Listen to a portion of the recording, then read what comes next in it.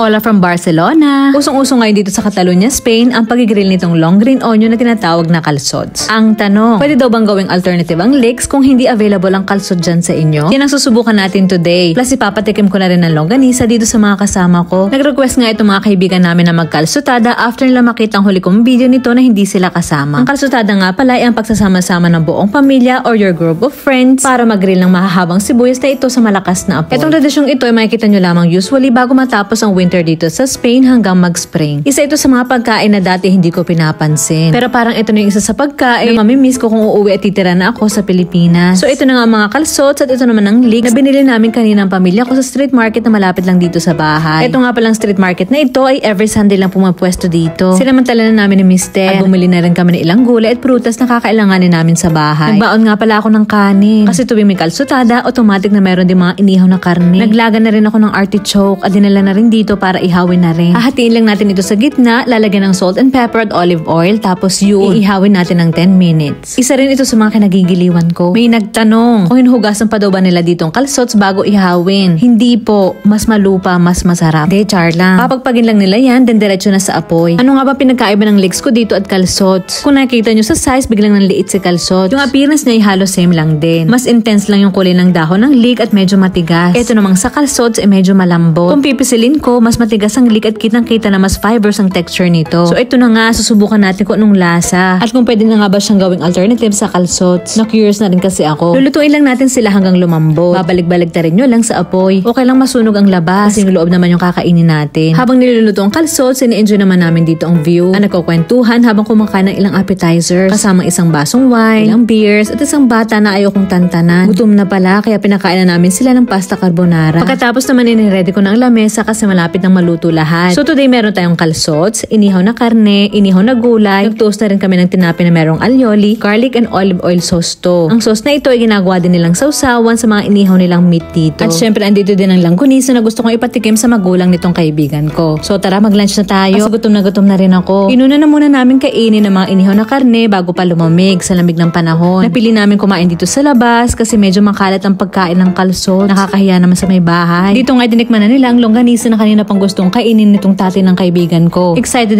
na siya na pati lalagyan dinidilaan. Amoy pa lang daw kasi mukhang masarap na talaga. Nagustuhan doon nilang tamis, alat, anghang at sobrang daming bawang. Brutal!